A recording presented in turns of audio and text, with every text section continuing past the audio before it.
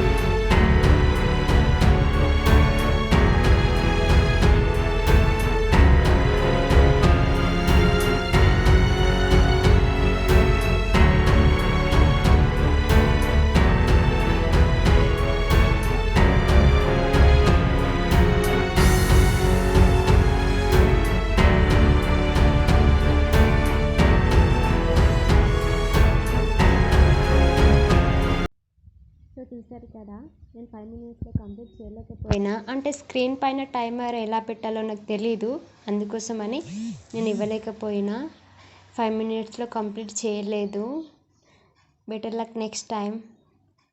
Bye.